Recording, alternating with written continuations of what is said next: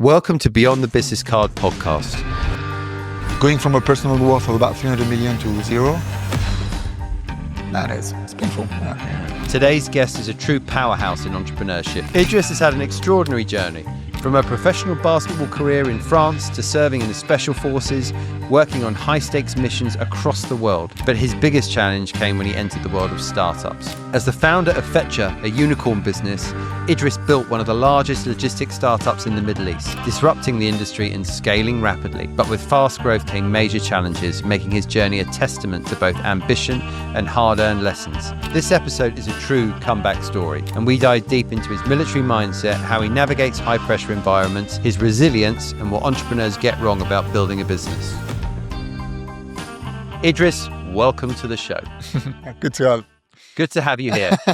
Yeah, thanks, man. Thanks. Good to be here. Well, I'm really excited about this one. And just so you know, so what we do, obviously the podcast is called Beyond the Business Card. Yep. Okay. What we do is we explore the entrepreneur behind it. Yep. And I think the reason I set this up is I think there's a lot of people that underestimate what goes into becoming an entrepreneur. There's plenty of ideas people out there. There's not a lot of executors. There's plenty of people that follow those on YouTube, on Instagram. They see the fake Rolls Royces, the private jets, but they don't talk about the journey, the pain, the suffering that got them there. Okay. Yeah.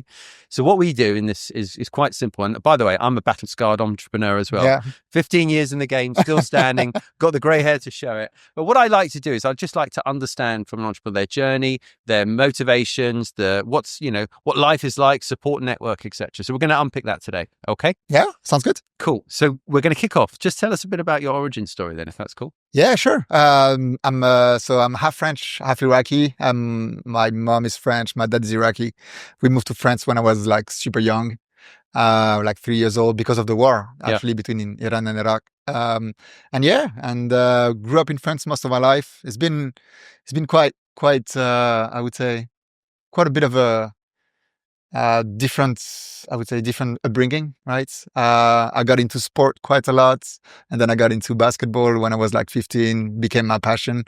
15 to 20, like I was just living, breathing basketball all the time. I became professional, Did you? Yeah. Wow. Yeah, I became professional. A weird professional because it's always, we have what we call like espoir, so hopes, like in France, which is like every pro team has to have a roster of like under 21 players. And then they have to have two of the best players of that roster into the professional team. Which I was one. Wow. So it's funny because you're playing. So you're always traveling, always working, and you're an athlete, right? So you have like, it's a very boring life, right? Like a very regimented, very disciplined.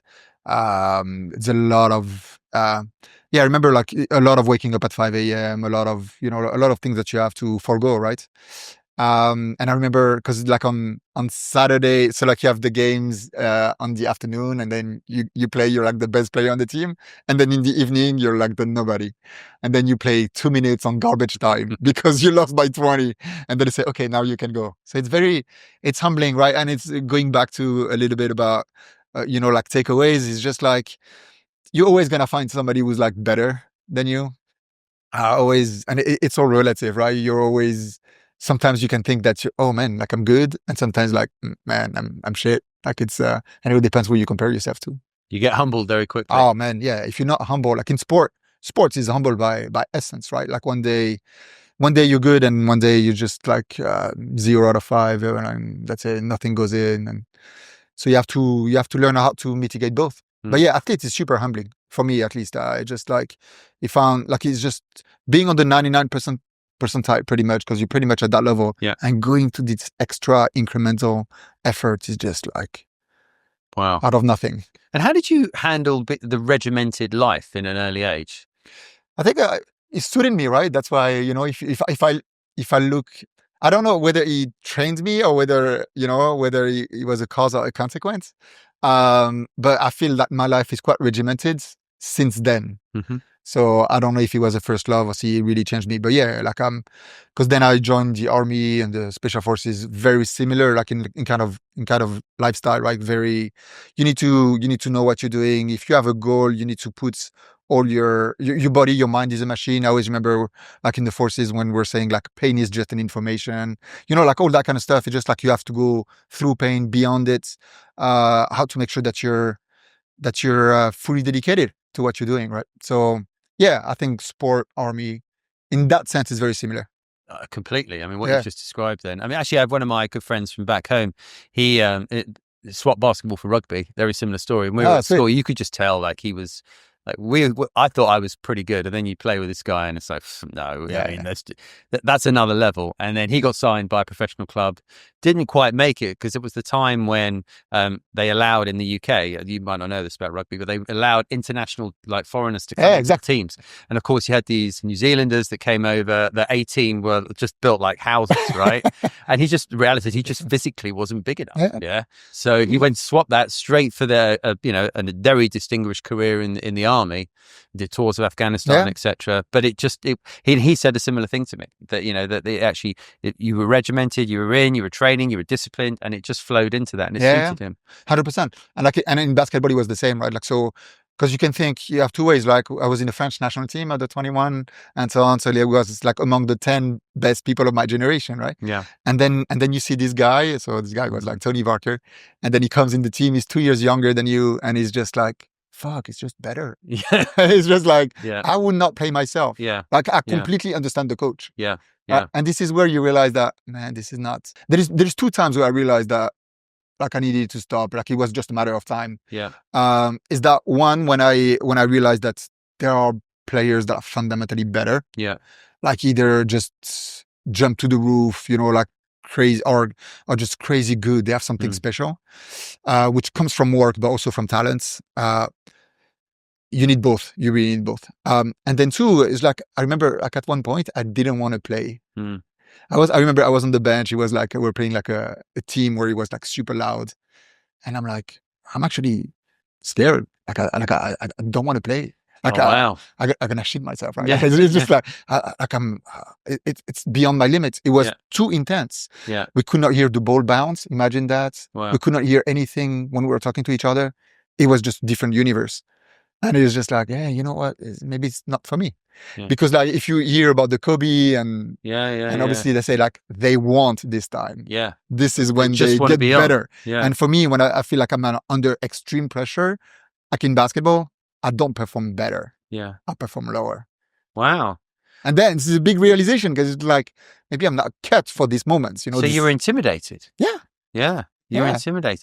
That's quite interesting then that you went from that but you moved into like the military. Yeah. Where the intensity, where you instead of but it seems dodging bullets rather than but here is life and death, right? So I spent 3 years in the special forces, like quickly, right? 3 years in the special forces, 13 countries, 16 missions, 9 black ops. So like it was we did like some extraction work, but most of the time it was fact-finding missions, which is a big word to understand what the hell is going on. Yeah. So you go to one place that is at war or close to war, and then we just here to understand and talk to people and write reports, right? Yeah. So nothing crazy.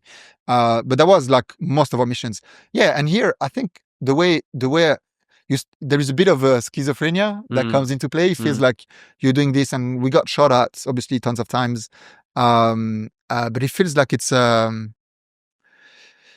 almost like whatever happens. Yeah. And because I'm so trained, it should not happen. But if it does, it does. Yeah. So it's a bit of a mindset. It's just like, obviously the what is at stake is bigger. It's like your life or the life of your people.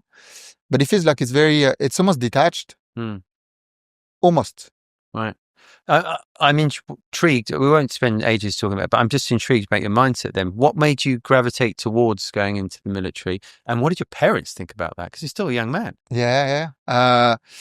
When my parents think about it, I didn't tell them the full story. Because we're not supposed to say where we're going and so on. So we're saying that we're going for exercise, right? Because it's a safe environment, and then my mom was cool with that. Yeah. The reality is not so much. Yeah. What made me? So first, I'm not gonna say that I was always attracted to the army. It's not true. Like I knew nothing. My upbringing has nothing to do with the army and so on. It's almost like I saw the light and I came in. But also like one of the things that I really like is like the intensity. Like special forces is not the army. I would say it's almost the antithesis of the army. The army is very hierarchical and a lot based on discipline. Special forces is a small team. They need to do big things, very flat structure, and very nimble environment, right? Okay. So it's completely different than the infantry, for example. That infantry works only on hierarchy. If hierarchy is not being applied, it doesn't work. For us, like it's very fluid as a type of leadership. So it learns a lot. Like startup CEO is quite similar. It's a very fluid way of leading people. I think at least that's my style. So yeah, so one, I like the intensity. Two, I like the adventure. I was also young. I wanted to visit the world and see a different place. And three, and I know it sounds a bit, it might sound weird, but I thought that I wanted something bigger, something that I would be proud, something that there is a bit of a calling here. It's just like, yeah, I don't want my life, taking the subway at 22, Yeah. Like at 40, I thought at 40 bits, right? But no, not at 22. I wanted something, different. Okay, interesting, and that's clearly been something that stuck with you for some time, then, right? Yeah, for sure. So what? Tell us about what happened after the military, then. Yeah, so it was kind of tough to get in. Then I spent like 3 years there, and then I became a personal advisor to the French Minister of Defense. It was quite intense. It was quite good. I did intense again. Yeah, it was intense, but like no, it was intense with working hours, right? Yeah. And we're like such a small team that we had to work pretty much all the time. Yeah. I remember. So like in the. This is when the US and the Gulf War one happens and France was against. I don't know if you remember back then. And we were being bombarded of what we call procedure of silence at NATO. Just like a small story, right? It's just like procedure of silence is that if you don't say no, it means that you say yes implicitly. So think about it like as a DDoS attack. Okay. They send us like hundreds of requests on Christmas Eve. And then we have 24 hours to reply because this is typical NATO, right? And then if you miss one, France is involved. Like it's crazy. Like because obviously you have the president and the minister, that acts at a high level, but on the ground it's super tactical. Wow. Right. So they were bombarding us with like requests, hoping that we miss one, and then that's it. We're in, and then once you're in, then okay, if you're doing this, why you're not doing this, and like they open you up. Yeah. So it was very intense and quite stressful in that sense because we could not miss one. But yeah, I liked it. 2 years, but then I met this guy actually. This guy in the special forces that made me change a bit. My mindset is like, dude, like go with entrepreneurship. Like this is something like you'll enjoy. And I'm like, really? And then I started, what was he reading about it. He was an INSEAD. He was an INSEAD graduate. His name is Fadi, and he was a bit older than me. And he's just like, for me, it was like one of these moments where you just put everything in perspective and just like, my next chapter. I think life has chapters. That's what I love. And I'm like, okay, my next chapter, like it has to be that. What to do now? And so someone told you to be an entrepreneur. You're making big calls with the Ministry of Defense. Yeah. What did you go into? So I got into first I did my MBA. So I went to University of Chicago. So the whole thing, how to get in. For some people it's easy. For me it was super hard. Yeah. I had to study quite a bit. And then I got in, and then I started during the MBA I started taking entrepreneurship classes on top of everything else. And then I'm like, you know what? Let's build a company. So we started building a company with a friend of mine, and then that's it. The virus is there. I was like, and okay. What was your first? It was a Groupon clone. Really? So Groupon was out 2009, right? Yeah. And when we built this company that was very similar, we understood that the key was how to get more deals that are cheaper. So we had to build a deal acquisition strategy that was more viral. Yeah. And we did it. And the platform was working, but it was pre-revenues, almost pre-revenues, right? But, okay. And it was fun. It was super fun. We did that in 6 months. And 6 months? Super fun. Yeah, wow. Yeah. So you're in Chicago. You've got your first business going. What led you to the middle? Tell me the journey into Dubai then. So the reality is that I wanted 2 things, right? So one, obviously post-MBA is super important about what your next job's going to be.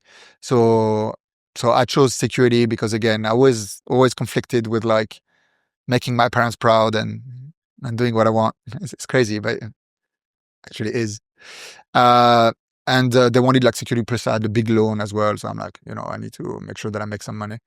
So I joined consulting, BCG. The classic. Yeah. And so boring. I mean, yeah. No offense, right? But like it's so normal, so classic. Yeah. Yeah. So 2 years with BCG here in Dubai, which I loved. It taught me a lot, even more than doing my MBA. So that was good. It was both like I would qualify it as a required pain. Because you teach, like you learn a lot, but it's also quite painful as a process. You went from an adventurous early life, basketball, military, advising ministers, to suit and tie at 3 a.m. I mean, that doesn't sound like that was your comfort zone. No. Yeah. I was unhappy, me personally, right? But I knew that I needed to stick to it and learn it. Some of the process, some of the things that makes you grow, they're not necessarily painless. Did you feel that you were learning on the job the whole time? Though? Yeah. That you knew that this was going to. Did you have in the back of your mind that this is going to serve me well for entrepreneurship? You realize that you're getting better at like building stories, at managing stakeholders, understanding frameworks. Like it's just you're faster at thinking through business cases. You become a machine, like a business machine in that sense, right? And just to get in, there is like all these case studies. Like, and when you're getting into it, like you're getting fast at this stuff.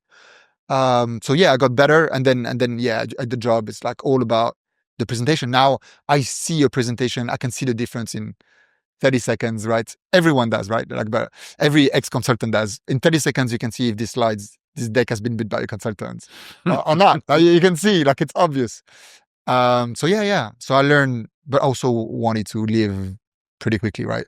After not even 2 years, I was like, okay, it's time.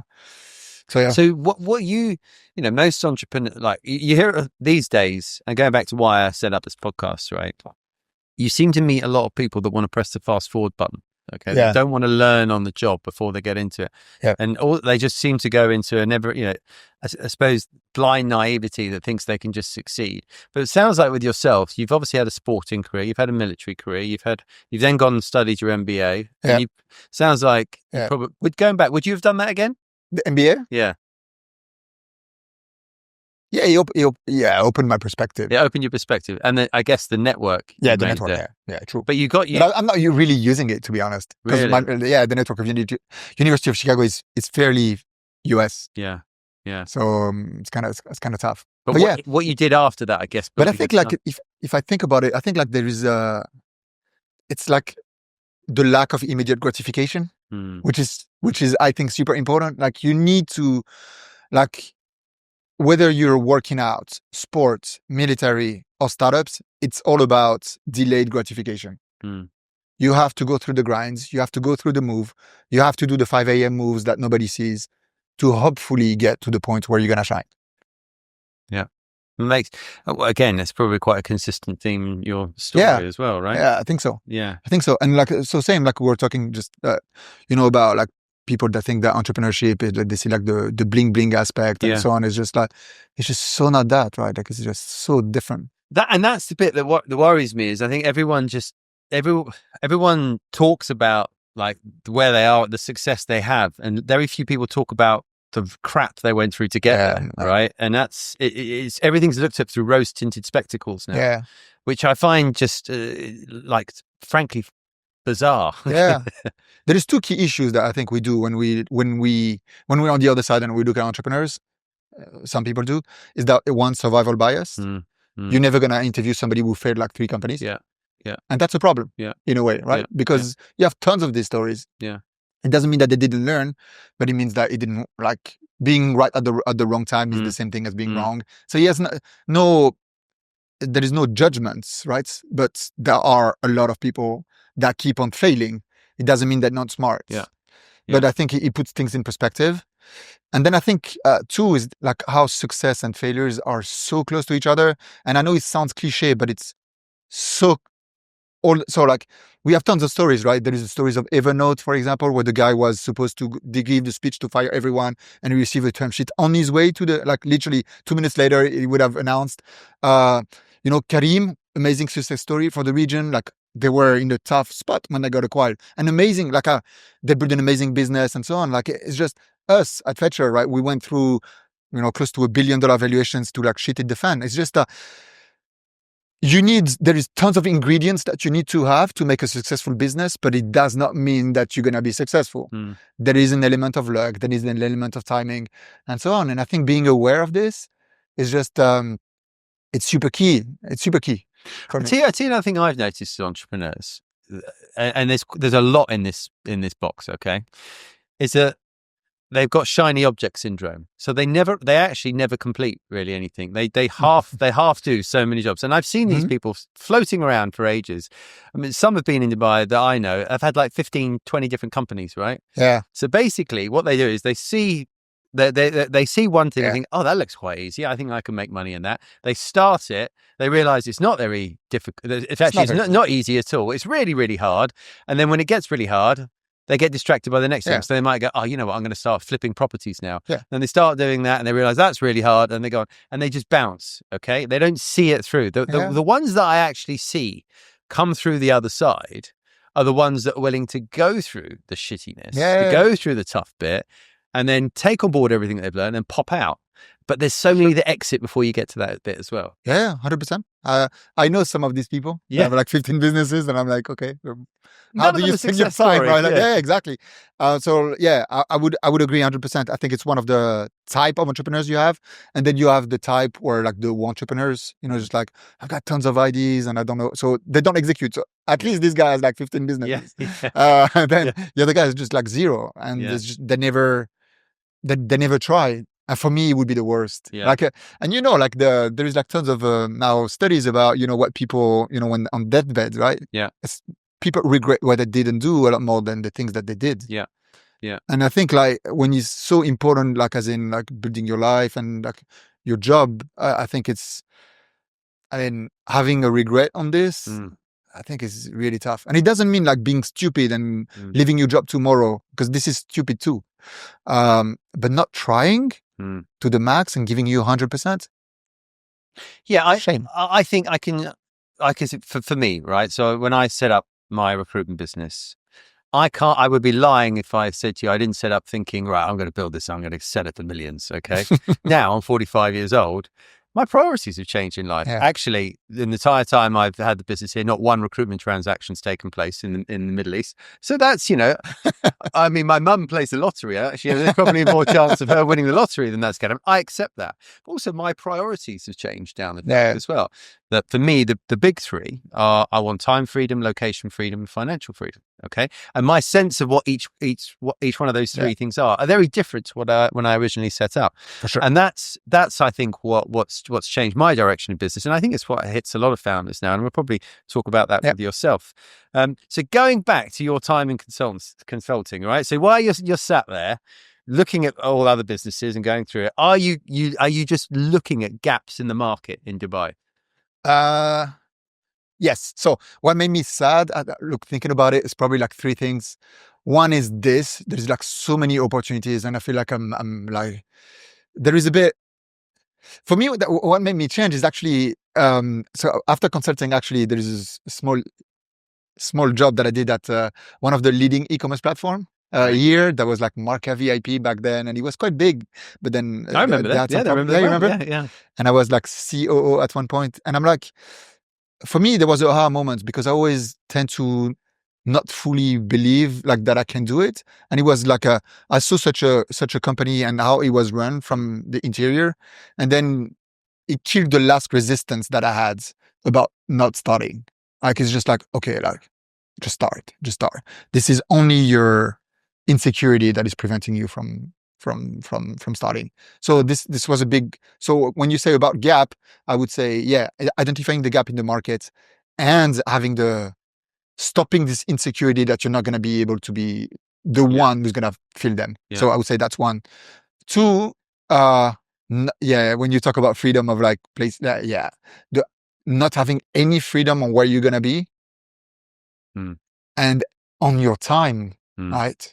I'm not saying like we need to have like full freedom all the time, but like zero is a problem.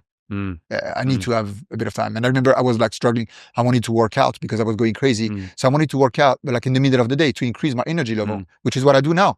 I go to the gym at 3 p.m. when there is no one, you have all the machines. It's perfect. Yeah. Right. And then you're 6 p.m. You're fully on. But like going to the gym at like 8 p.m. was a struggle. Like even I couldn't get that from consultants. I'm not saying it's a general rule, but for me it was like, come on, like it's just like I feel like a vegetable. Sorry, like I feel like. So you wanted to live your life on your terms. Yeah, it was for sure, for sure, to have a bit more freedom. And then 3, I think there is a bit of a calling, right? Like you feel like and for me, I felt like I cannot do this. I would not be proud of myself if I stay. If I stay doing this. Yeah. See, again, the real lesson there. So you've joined an e-commerce startup, right? You've got an insider's view of what's going on in that business. I think that's key, honestly. But you say that it may sound obvious, but I see so many people try and frog leap that crucial. I think that's a mistake. Learning now. Yeah. I think it's a mistake. And so first, I think that actually the scale-ups, so going through a scale-up is a good way to transition out from a typical like 9 to 6 or a typical work that you have, because you can see, okay, now you see a little bit of the pace, you see what's happening in like scale up already have processes, there is quite a lot of people, so you have some elements that you're familiar with and a lot of elements you're not, right? But I think it's I would say it's the best way, almost in generally speaking, to move from regular job to building your own startup. Building your own startup, you're gonna realize that it's very lonely. It's extremely, you have no security whatsoever. You have nobody who's going to tell you do a good job or bad. And you don't know whether you suck at your own job. Yeah. It's quite difficult. Yeah. And then 3, like one mistake can kill you like super quickly. Bad product mix, bad pricing, bad people that you recruit.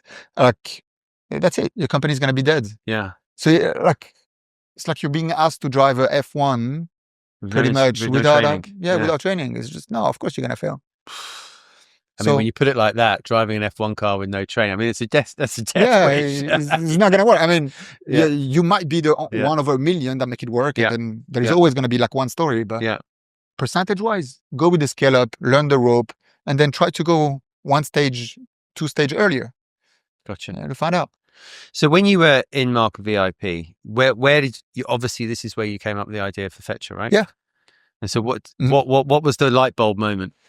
And it's a bit, it's a bit personal. There's always like I would say a logical part of my brain and not so logical part of my brain. So the logical part of my brain was like, okay, like, look, this is a big market. E-commerce are struggling delivering goods, across the Middle East and so on. So there is like there is a very structured and I would say rational part of it.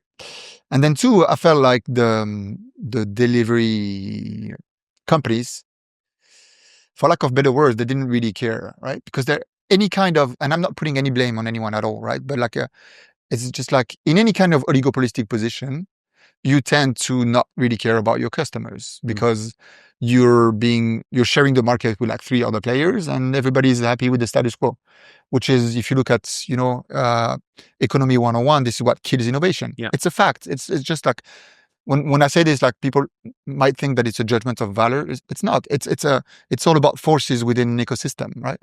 If you're in an ecosystem that is oligopolistic driven, you're not going to have innovation. It's a fact.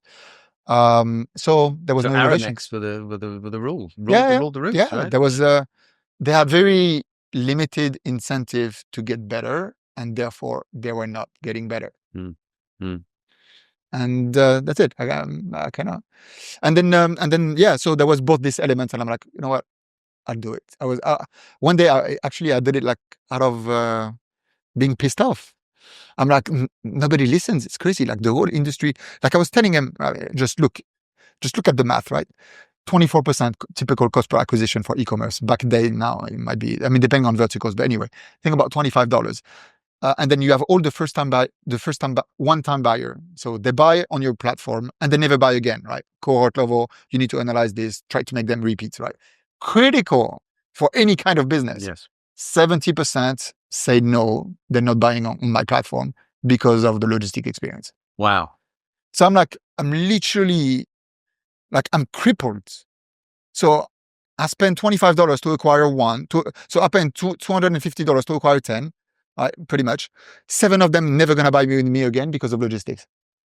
Wow. I'm like, okay, you're multiplying by 10 my CPA by 7. So I have to fix this. So we started our own delivery operations within Marca VIP, which was crazy but logical. Because now looking back at it, like obviously there is a lot of issues with regards to scale and so on, but yeah, we did it. And if only to show the industry that it needed to be done. And oligopolistic will not stay forever. Oligopole always get broken at one point. And then we did it, and then it worked better. And then I'm like, okay, I need to do it for the whole ecosystem. And then I quitted, and then off you went. And then I started, yeah, crazy. I remember with the PowerPoint on the couch with Omar, and there's like, you know what, let's do it. So you found someone to go with you. Yeah, which is cool. Yeah, it was my number 2. Yeah, within Marca. Yeah. And since that day we've been working together. Yeah. And so off you went. Yeah. Put all your. I mean, you obviously got your savings. Yeah. What? How did you get exactly? Going? Yeah. First 6 months, basically I screwed my savings and so on, and then we tried to raise money. Right. It was like pre-seed money, and we were talking about it. Right. The ecosystem was completely different. It was very difficult to raise angel money. So I managed to raise it was like 1.6 million, I think. But man, ads, 600 meetings, 800 meetings, like 800 meetings. Yeah, no, but it was insane. No, it's insane. Yeah. Because it had 60, 70 people on my cap table for my seed round. Imagine like for all entrepreneurs, like don't do that. Yeah. So 60 people on my cap table, and about 1 out of 10 said yes. And to get to yes, it takes anywhere between 3 and 5 meetings. Wow. Do the math. Yeah. So it depends on how people evaporate in the pipe, but that gives you like 500 plus meetings to get my seed. Incredible. And the people who invested were like friends, family, my ex-wife, like BCG people. Man, like people that actually didn't really invest in the business, they're more invested in me. You see what I mean? Like, you remember which is always it's bittersweet, right? Yeah. Because you're working your ass off like 14 hours a day, and then they invest because of you. I mean, it's cute, but by the same token, it's like there's also a business. Anyway, so yeah. So now the ecosystem is completely different, right? Now you get a term sheet from one of the early stage funds. They structure the rounds. Like in Dubai now, raising anywhere for a tech business, right? That are raising anywhere between 200 to 800 million, to 800K, sorry, is a process of 2 months maybe. You see what I mean? Like it's doable. It's not 200 meetings anymore. I could probably do it in 15 meetings total. So see, like there is an order of magnitude that is completely different. So yeah, we raised seed, and then we grew to like a couple of 100 packages a day and so on, and we were happy. And I remember we were going, like entrepreneur, no task too high, no task too low, right? One of the motto, right? So you need to be able to speak to an investor and selling the dream that you're gonna disrupt everyone, and then doing the deliveries. Yeah, and we did. But you were driving. And so when his name was Hassan, amazing guy, Emirati, and he had his Porsche, right? No stereotype, but he had a Porsche, and so he ended up doing deliveries in Porsche. It was ridiculous. But VIP deliveries. Yeah, and he was going with this package. He could fit like 3 packages in the pack. Anyway, and then we're going to the clients, delivering the package. It was insane, man. People's faces as you turned up. They must have wondered, who is this company? Yeah. We were selling like, how you call like this big thing where you sit on, big, like, and then the super coffee, and then I forgot how it's called. Anyway, and then I remember I don't know where I was traveling, and then I was like, how come we do only like 5 deliveries? And then I was mad. And then Omar was telling me like, do you know how big this is? And I'm like, oh shit, it does not fit in the car. What was it exactly? I don't like one of these things you sit on, like a stool. No, it's not a stool, but it's like super comfy, like a. Beanbags. Oh, beanbags. Like beanbags, but like massive. I mean, they're pretty big, right? Huge. Like, why only 5 a day? It fucking doesn't Try fit. to put it in a Porsche. Yeah. And I'm like, okay, yeah. Oh, that's funny. That's funny. Yeah, it was insane. But the early days, and it's crazy. Look how you smile talking about that. Yeah, right? because one of the things that I really learned, honestly, like for me, like as a human being, is that I was really focused on the outcome. And it's one of the mistakes I did. Like, it's my biggest mistake. One of my two biggest mistakes is like, I was always focused on the outcome. I was always thinking to myself, right? When I was looking at in mirrors, like, I do this because it's going to be better later. Like, I want to achieve this. And once we do this, we're going to have more people or more money or whatever that is, more something. And then I learned how to be unhappy. Because it's a recipe for unhappiness. And I know we hear, like, you have to enjoy the journey. And I was hearing it, like, yeah, I enjoyed the journey and I was going on stage and I was like smiling. But the reality is that, like, the past 3 years of Fetchr, I was depressed, like clinically depressed. And like, it was a really bad period of my life. And I realized, how come I fucking lost it? And I think, so now it's one of the things that I'm really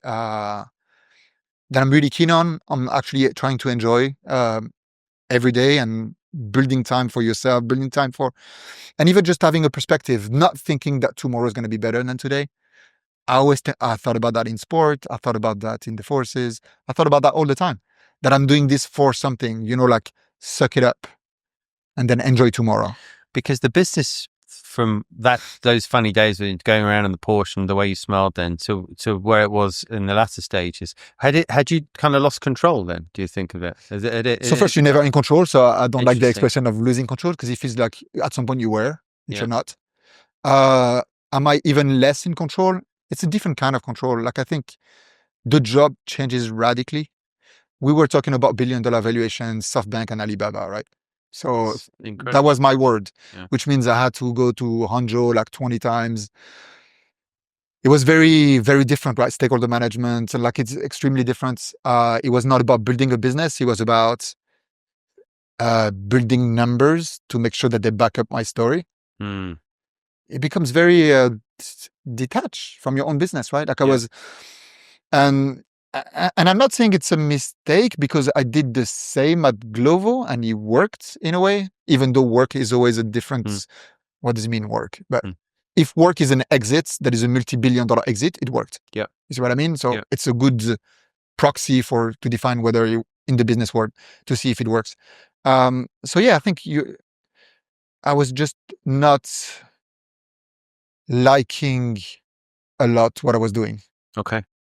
And how soon after that laughs and smiles, the early years with Omar, did it start to change then? Everything was not rosy, even during that time. I know, obviously. Well, actually, in hindsight, you look back on it and think about that. But I think there is also survival in our own. It's one of the one of the biases that it's a trick, right? That our minds has, right? We tend to remember more of the good things completely, like, we want to filter the bad things so that we can move forward. Just ask my mum about what life was like in the early years. Yeah, it was so much better. Yeah, exactly. And I think it's a mental construction that we have. So let's not make sure that it was all rosy. But these moments where I think one of the things that it's genuine. It's genuine, and I love these small team emotions. I think. Happy. Yeah, exactly. Like, when we were like, what, 600-800.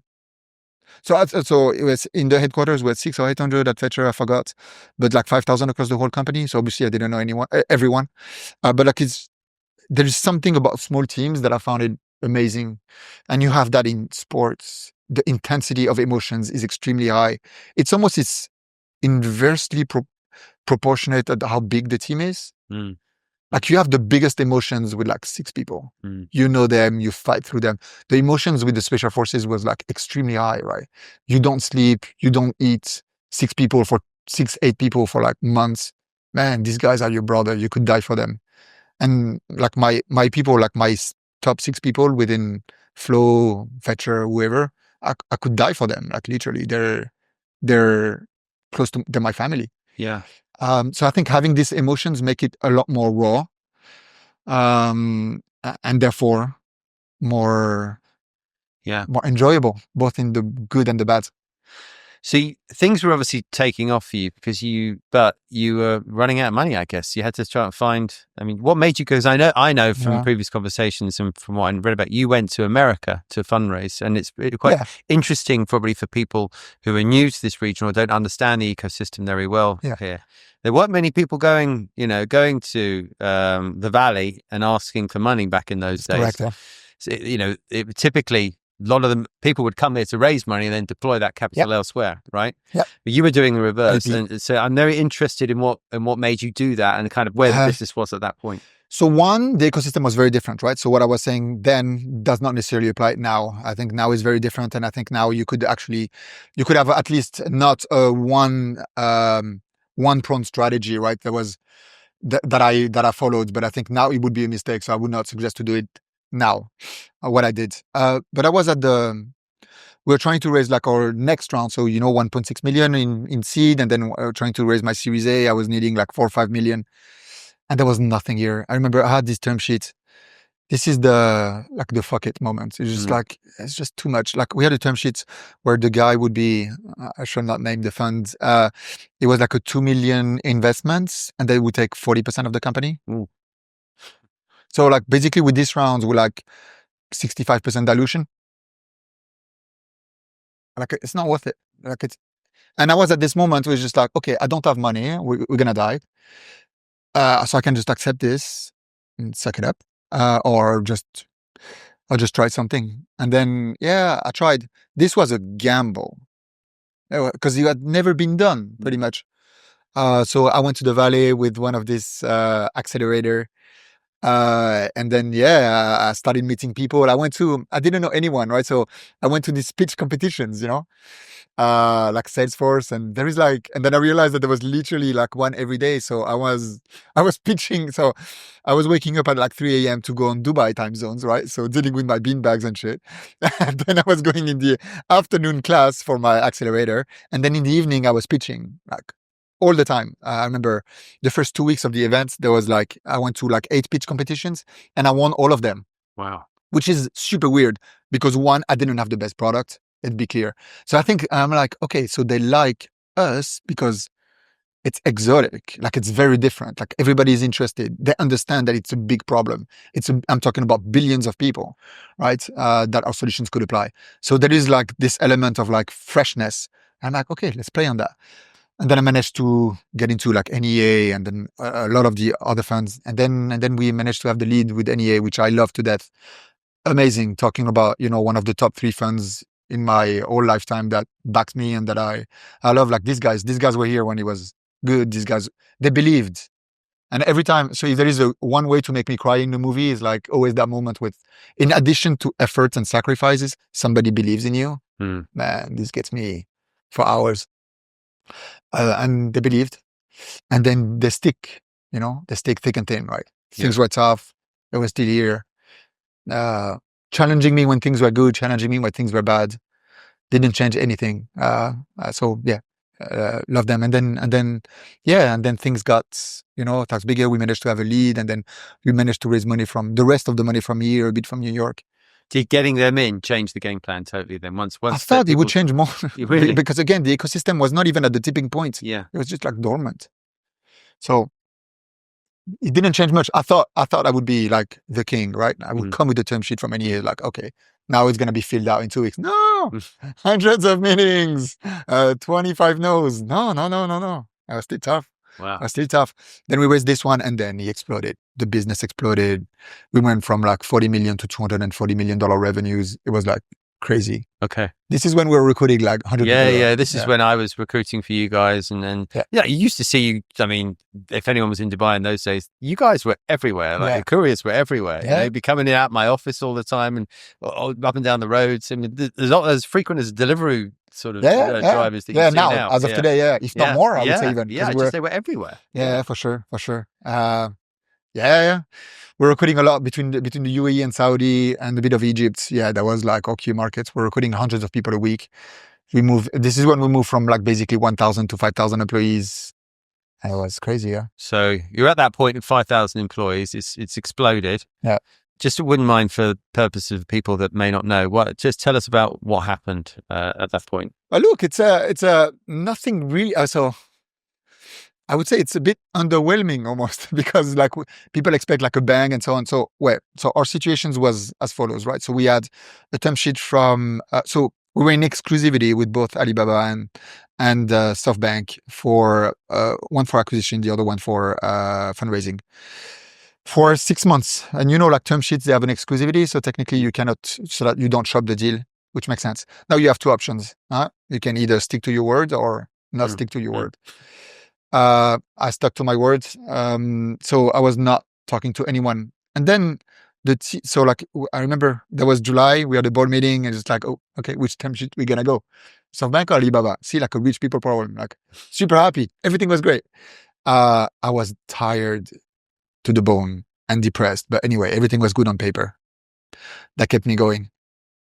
And then in August, there was a lot of tensions between Iran and Saudi. I don't know if you remember, but there was like some drones that started bombing like refinery. Yes. So like for one, like many times I think that any kind of tension is played up. It's like, come on, it's not that bad as what it seemed, like, you know, the CNN effect type of things.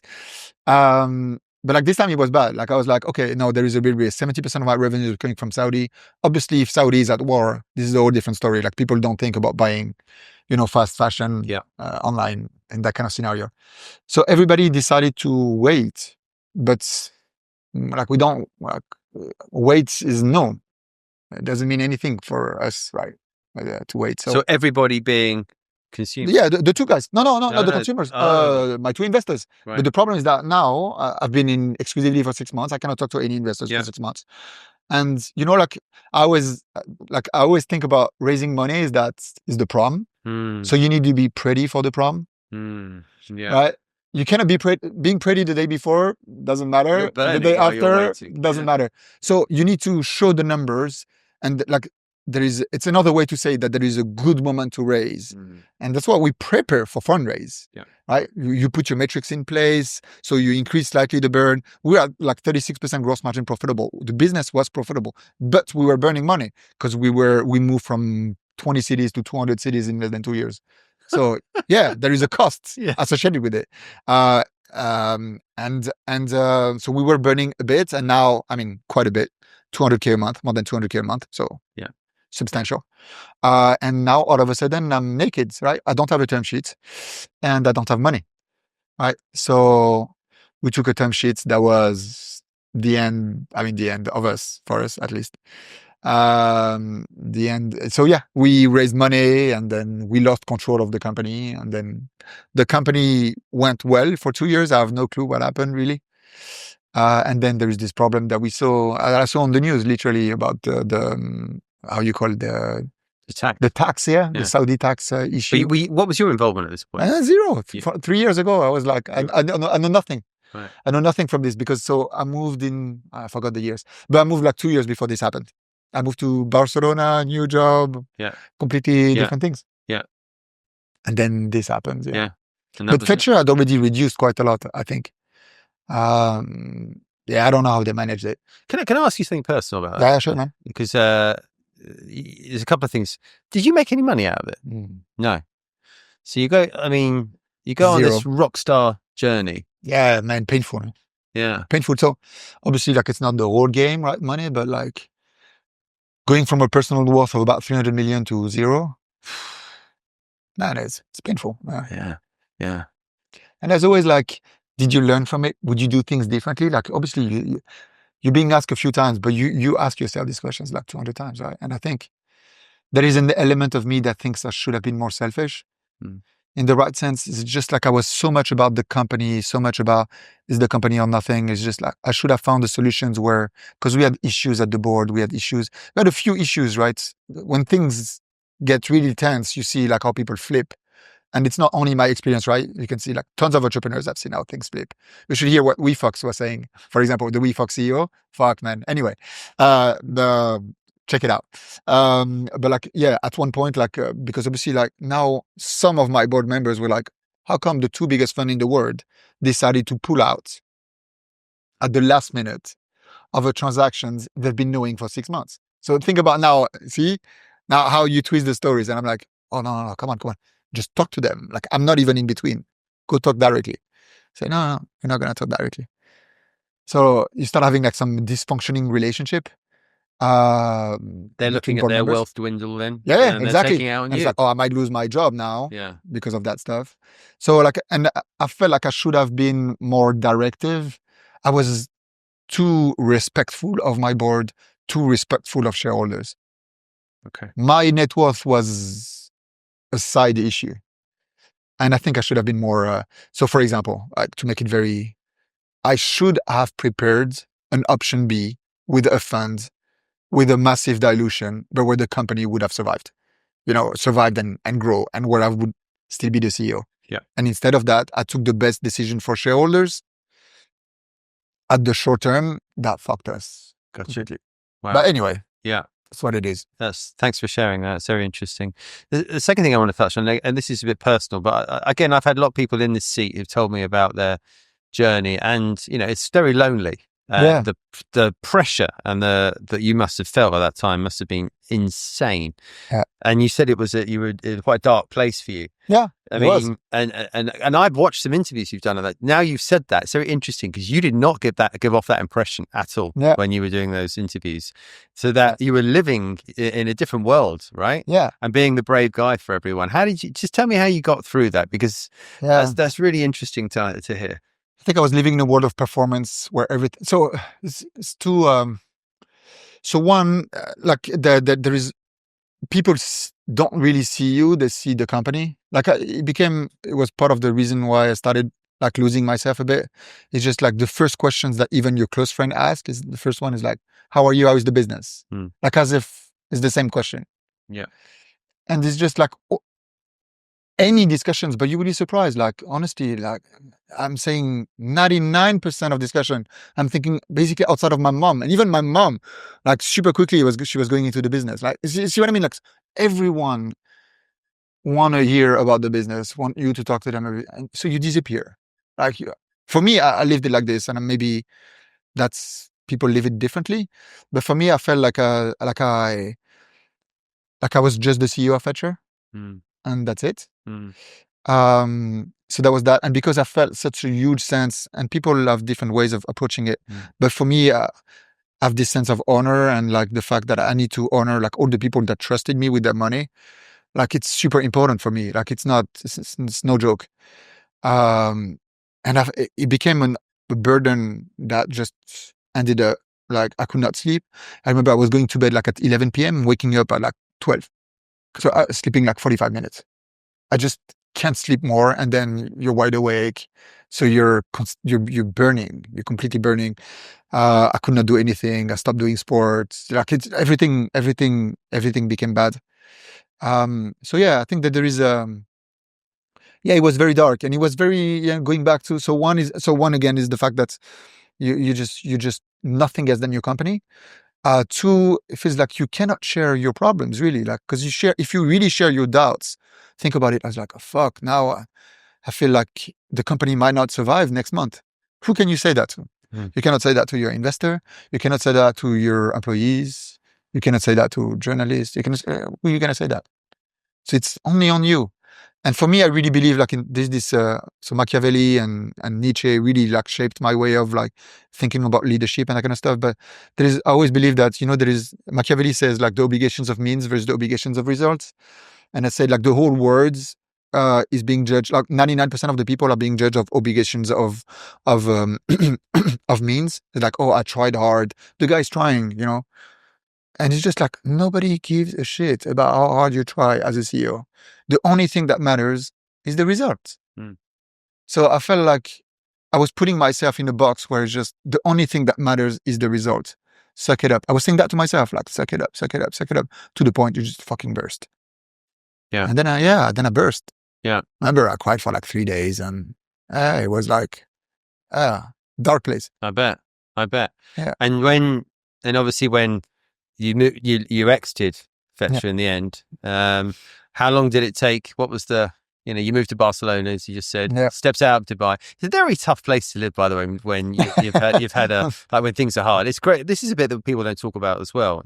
Everyone sees Rolls Royces, Porsches, and talks about kind of the bling. Yeah. Actually, it's bloody hard. It's very expensive. The support network is tiny. Yeah, tiny. And for me, like everything was reminding me of. You were nailed to the business. Yeah, by the sounds of it. So like I was going through Sherzai, and I'm like, oh, how many meetings do you have? This here, everything. So I'm like, and I got this job, and I didn't want a CEO. I'm like, okay, I want to get off of that pressure of a CEO. I wanted to refocus a bit. Like, okay, having my weekends, like incredible. Yeah. different perspective Yeah, on it felt life. good. Totally. And we worked hard at Glovo, man. I love the guys dearly, honestly. Like, but we worked super hard. But on weekends, it's off. Yeah. You switch your brain. Yeah.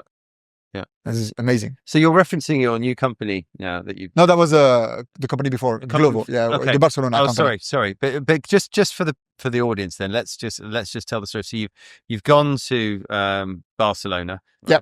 Straight on. We received the investments. Yeah. Basically, they fired all the C-level. Yeah. Then I don't know what happened. That's the Fetchr. Then I moved to Barcelona to join Glovo, which is like the Uber Eats of Southern Europe. Yeah. Pretty much. Super good. It was. What was did you go straight into that? Yeah, straight into that. Wow. 2 months after that. Wow. Yeah, because I felt like I was idle a bit, and idle is great for a few weeks and then you let it out.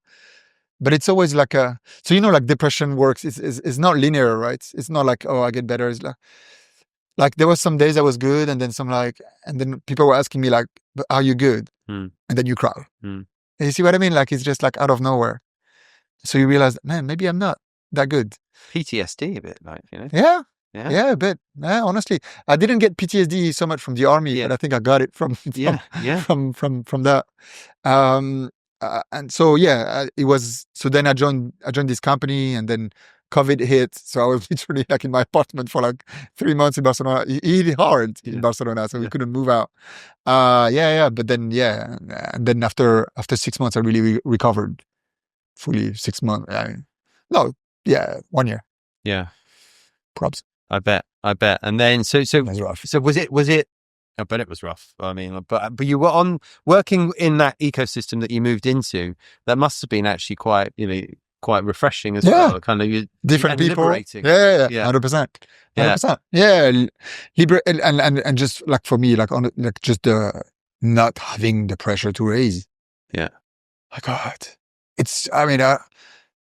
for me, it's 75% of my stress. Like honestly, as long as you're not profitable, you're gonna need to raise. You're not in control, and it can just. You think you have a term sheet, and we were supposed to receive the money off SoftBank like literally like 3 days before the big WeWork scandal like happened. It's just like some things you're completely not in control, and then it screws your whole business. That's it. Like all of a sudden you have no money and you have no term sheet. Yeah.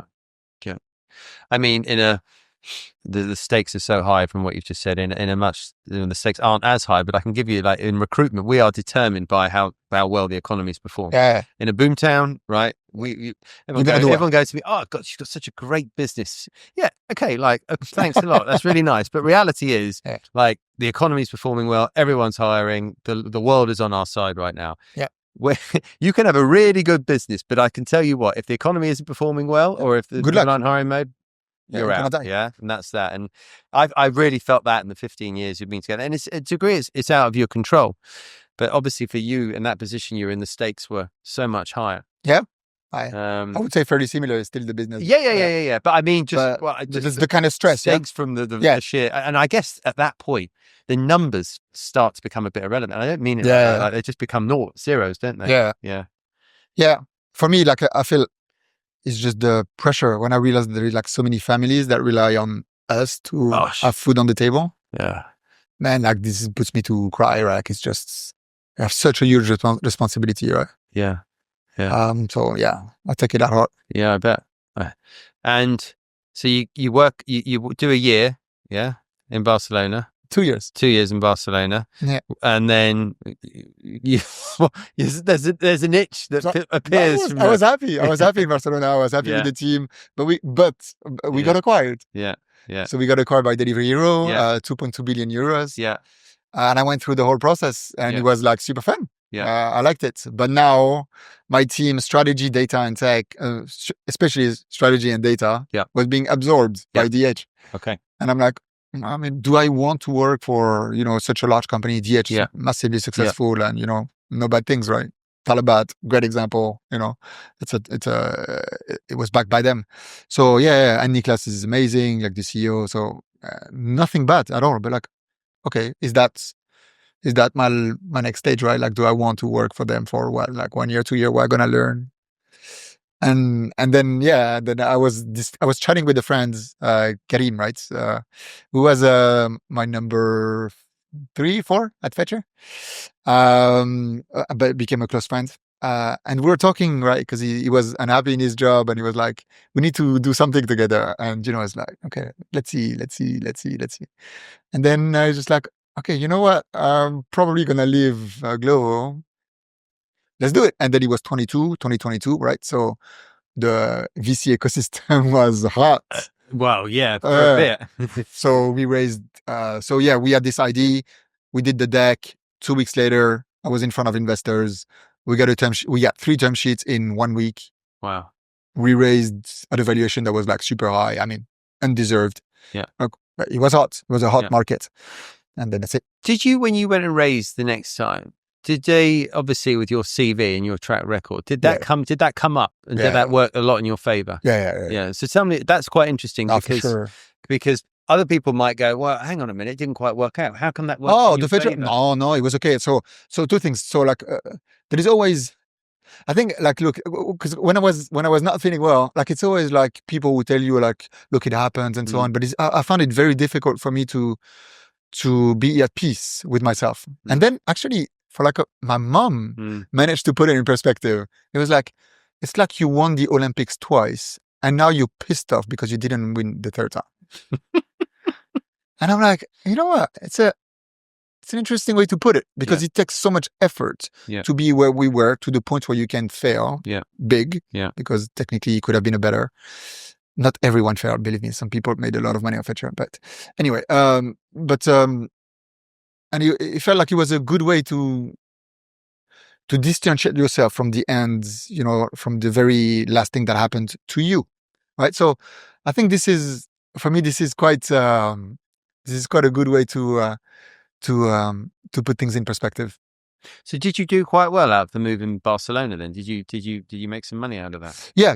A bit. So you Delivery Hero. So you felt like you were back. Yeah, for sure. Yeah. And then so exactly. And then we go to investors, and then so the investors realize that, they know how much energy, and like, for you to be to the level like of a unicorn, like thousands of employees, you have built like everything that makes this company sustainable, or because like you've learned so much, right? So that's one. And then it's not only Fetchr, right? I had 2 companies before. Yeah. So like now you have like 3 startups, scale-ups, multiple geos. Yeah. Okay, so that makes sense. And then 3, like, and for me, it's like you need a revenge. Yeah. See what I mean? Like, now I'm not, I need to prove myself. I need to prove the world. Your Rocky Balboa moment. Yeah. No, but honestly, right? And all Rockies are the same scenario, by the way. But anyway, this is the time where you're okay. Now, this is my time. I've learned a lot. I've all the ingredients, good product market fit, good team. I'm not going to do all the same mistakes that I did in the other companies. I learned a lot, and that matters for sure. Okay. Yeah, it's a lot easier to raise money now. Okay. For me, it makes sense. Well, it was a little bit hard. I mean, that just doesn't mean easier. Yeah, but 22 was super easy. Yeah, for everyone though. And then, but the tech. Yeah. The next round was like a year and a half later. Yeah. It was the complete down. Nobody was raising money. Yeah. Everything was dead. So here, this is where experience helps, right? Because we raised at the bottom as well, like when things were super tough, and we raised our pre-series A, like quite a good rounds. We raised 25 million. Yeah. $25 million. So like it was sizable. So here, obviously, it was a bloodbath. I remember our debt provider was saying that he was dealing with 27 companies at the peak, and now 2 survived. Yeah. So like, just to another magnitude of the bloodbath we've recruited for that. It's crazy. Yeah, no. Do you know what it reminds me of? And I'm old enough to say this, is the .com boom. Yeah. At that level, if not higher. Yeah. Actually, like some of the metrics are even like worse than the .com bubble. Like everything stopped. Yeah. So it's super tough to get any kind of money, but you build resilient business, right? The team is special forces type, like we're in it not for the quick money now, like we're here to build something that's gonna sustain. Yeah. So a bit different mindset. Great. Yeah, it's a great time to start a business for sure. And what have you done differently this time around? A lot. One, I enjoyed the journey a lot more than the outcome. 2, I only surround myself with good people, and I'm not compromising on values. I always tend to be the good guys and saying that people can improve, if they get provided feedback. The reality is that people don't change. Right? So yeah, I'm not. So now I'm completely aware that people are not going to change. So you need to make your own decisions as if that behavior is going to repeat, and I'm not okay with that. So now, no compromise in this. 3, I'm a lot more. I'm like, the level of emotions for me, at least, but I think for many entrepreneurs, is that the highs are super high and the lows are really low. Like, I'm trying to decrease that a little bit, right? So I'm the down guy when things are super good. It's like, okay, because you know there's going to be because I know it's not if we know when. So we know that it will be a down. So so now the energy is super high. It's almost like your battery, right? Just take the energy, suck it in. It's great. Okay, but so enjoy the moment. Enjoy the moment, and just know that tomorrow might be completely different. Yeah. So you're a lot more present, do you think? Yeah, present is a good word for sure. Yeah, a lot more present and a lot more cognizant of the transitionary of all these emotions. Yeah. The transitional aspect. Yeah. That's very interesting. I think, I mean, I can see from when you were talking about the Fetchr days, the emotion that you have attached to that. Still, Yeah, that was some of the good moments for sure. Yeah. And like, say, it seems like you're a lot, could I say a little bit more detached from your emotions in this one? Yeah, a bit, because I'm protecting. Yeah, for sure. It's almost like, like when you think about like love when you're a teenager, when you feel like you lose your girlfriend, you're gonna die. You see what I mean? Yeah. So I think you need to, in a good way, right? You need to have some kind of balance and some kind of control over your own emotions. Yeah. So do I have more control on this one? Yeah, for sure. Like, yes, I will not go as low as what I went. Yeah. And when we were talking off camera, it sounds like, I that sort of time and location freedom seems like you kind of got that. You've it sounds like you're living life to some extent, a lot on your terms though compared to before. A lot. I don't know, because we're sort of, the problem is that I'm split between like multiple locations for multiple reasons: regulations, cost of living, versus Dubai versus Cape Town, and so on. So like I have to be in a lot of places, and it's a bit difficult for me to juggle all that stuff. But yes, I do have some kind of control over where I need to be, and I make the best out of it, right? So because when I always say the triangle, where when you Barcelona, Cape Town, and Dubai, people are like, not a bad triangle. Yeah. I was like, okay, yeah, true. It's a pretty good one, right? Yeah. So, like always, for me, I'm always positive as a so even if I would like to be more rooted in one of these places, the reality is that I'm trying to make the best of it. But it's not ideal as well for routine. If you want to work out, like your friends even, right? Like you see your friends one weekend, is like, instead of see you next weekend, it's like, no, see you in a month. Yeah. Look, they're very glamorous places, but actually it's all about the life you live whenever you are. So I get exactly what you're saying there. It's sort of a bit like what you see on a luxury goods screen, Cape Town, Barcelona, Dubai. They look great in paper, but actually when you scratch the surface, it's how you live there. Okay? For sure. So tell people, because we haven't talked about this, well, what actually does your new business do? So we've got that clear. So look, the problem we're solving is pretty simple, right? If you look at SMEs in emerging markets, so they typically represent 80% of job creation, 50, 60% of GDP, but only 5 to 10% of bank lending. So banks do not know how to lend to SMEs. And it's not only a Dubai problem at all, like Saudi is the same problem, but also all across Africa, it's pretty much the same problem, if not more acute in some of these economies. But anyway, so that's the problem we're solving. I don't believe that everyone is evil. I think that banks are evil and investors are evil. It would be stupid. I think there is a big information asymmetry, and you fear what you don't know. Sartre, I love what Sartre, Sartre said it like in multiple of his books, like in many of his books, it's like fear is just fear of the unknown, right? So risk in a way is very similar. There is obviously risk associated with running an SME, but the risk is exaggerated based on the fact that I have no information to contradict my own perception. So long story short is that we're doing two things. One, we're providing information. We're a data play.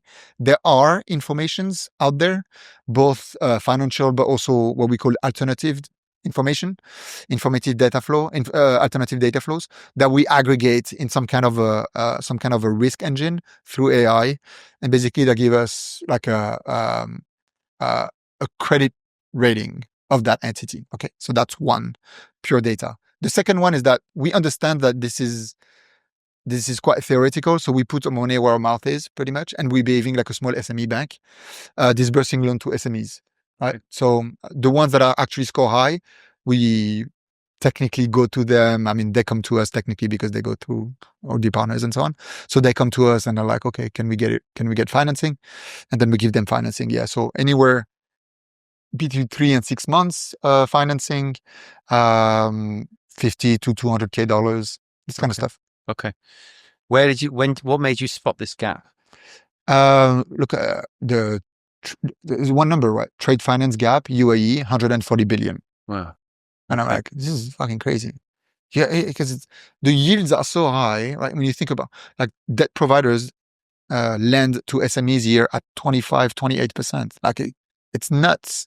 Yeah. It's nuts. The risk is higher than an SME in Connecticut, but it's not dramatically high. And there is a level of unfairness. Unfairness is one of my 3 key values, or like the things that really drive me. And if you think the same SME, that is, like right now in New York, owned by a white male, and another SME that is owned by a minority in Dubai or in Cape Town, and by a woman, one of them is gonna have 98% chance of being financed at like 8% interest rate, if not 6.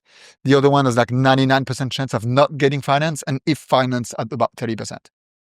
Same P&L. Makes no sense. Same P&L. Yeah, there is an element of like, it should not be like this. There is like, it's just unfair. And there is, again, an element that needs to be captured with data. So our goal is to build that data framework to make sure that these 2 people will be ideally considered the same. Gotcha. With the same metrics. Gotcha. Okay. And the team that you've got around you now, how did you build that team? What? Karim is my co-founder. He was a ex Uber guy, and then with me at Fetchr. And then so that was, we're the first 2 employees. And then we recruited one guy called Mario, which is like an amazing guy. He became COO. So look, I would say that so Karim was somebody I knew, and then all the other guys were like new people. And I would say about 70% of them come from word of mouth. Wow. Okay. Yeah. I mean, you do use recruiters every now and then, though, right? Every now and then to get the first, honestly, the first, because there is ecosystems that I don't have. A compliance guy, like how am I going to recruit that person? Like I need somebody. And word of mouth makes sense, and you've got the reputation for it. Yeah, reputation, and I feel like there is also because early stage is so risky, right? At least like they need to be with people that they get along, and like team are here need to be strong, and I think people that get along with each other is very important. So like obviously we assess values and how they like technical skills, but I think like it's also super important to see. Can I ask you something about, because part of what I like to understand in this podcast is this, what the relationships that you have in life outside of it, right? So that's I think that can be quite tough, right? For people to understand. You've touched on being lonely. You've referenced your mum and dad and your mum's wise words as well there, right? Yeah. But I think that's something that a lot of people don't really get is the pressure that not only are you providing at home, but you're providing for your staff. The pressure's everywhere. Yeah. Talk to me a bit about like how that's worked for you, if you don't mind. Yeah, no problem. I felt this pressure was a lot higher in Fetchr because the sheer number, talking about thousands of people, and also because we're talking about like blue collars, and I feel like there is a higher even sense of duty, right? So I remember when I was like seeing like these guys, and when I was complaining about my own life because I'm like, fuck, I have no life, I'm working all the time and not sleeping. I was just like, yeah, but you're putting food on the table for all these guys, and it was like super important. So yes, I think it's so yes, it is. There is definitely an element of loneliness, but I mitigate that quite a bit. I'm a bit more transparent with my top. No, I'm a lot more transparent with my top 3. I try to not filter as much. And the things that I filter is not so much about information. It's more about I don't want to disturb. I think people tend to be very like if there is, for example, like one of the key issues that is happening at the shareholder level, for example, I feel like it's very disruptive if you share that information. So sometimes I keep that information, but not so much, no matter, like if I'm being asked, I'm going to say it, but it's more like, I know it's going to disrupt their day and going to get them unfocused. And it's a lose-lose game because like the company would be losing by having you like not as focused and so on. So yeah, so I tend to, there is nothing that I hide, but I'm also quite careful about the productivity of, the company as a whole. Gotcha. And what about what you take home? Like, how can you, because this is something a lot of entrepreneurs struggle with, is when they leave the office and what they bring home. How's that worked out? Yeah, no, I'm much better. I'm much better at that now. Yeah. Compartmentalizing. Yeah, a lot more. I think, so like, timing wise, it's always difficult. Like, for example, like I don't have all my weekends. I'm either traveling and or working a little bit, but I still manage. Yeah, you still manage. You use that word, like, to be present. Yeah. So when I'm not working, I'm super present. I'm not on my phone and so on. And I schedule. So I think there's two things, right? I looked at energy a lot more than time. So for me, I need to stop thinking that, okay, I'll replenish this weekend and therefore suck it up during the week. It does not work. I need to have my moments of like pleasure, of me time, or working out, that kind of stuff, like anything that is like energy level or endorphins and so on. Like I need those on a regular basis. And then, so I'm much better at managing my energy than in the past. And then, yeah, two, I'm a lot more present in my day-to-day moments. Yeah. And relationships, how do you find that? This is tough. Yeah, for sure. Yeah. Because it implies a lot of travel. Yeah. So yeah, it's probably the toughest part. Is it? I bet. Have you got what's so, like, we'll wrap this up just by understanding is there anything exciting around the corner for the business? What's the big news in front? Yeah, look, we're in so we're about to announce like the new raise that we're gonna do. So it's a $69 million raise. So it's quite significant. We're super happy. Look, because at the end of the day, so one, you always need to remember that raising money is not a great news. It means that you need that money to be profitable. You need at least that money to be profitable. So you need to be careful with that. That money will allow us to be profitable, which is great. Which is something that I'm really looking forward to. But two, it's great because it's gonna allow us to go to like 2 gear up. And we're super happy about this. There is a lot of, I think that when you think about impact and so on, like I'm doing this to have impact, right? To changing like all these lives. Or like we're talking about the two type of people, like that person need to be helped because it's just not fair. So I think it's exciting on the fact that we're gonna bring everything to a new scale. So we're focusing on the UAE, South Africa, and then starting Saudi as well. We're starting this month. So yeah, I would say super exciting. Yeah, and lots to do because we're gonna double the team pretty much in the next 9 months, reach profitability, and yeah, it's gonna be cool. What an exciting time! Yeah, now it's cool. It's gonna be really the cool time. Yeah. Well, I'm really pleased we can end on such a positive note. Thanks. What a great story. Thank you so much for sharing everything. No, thanks a lot, man. Guys, I hope you enjoyed this episode. And if you do like it, please hit the subscribe button and I'll see you on the next time.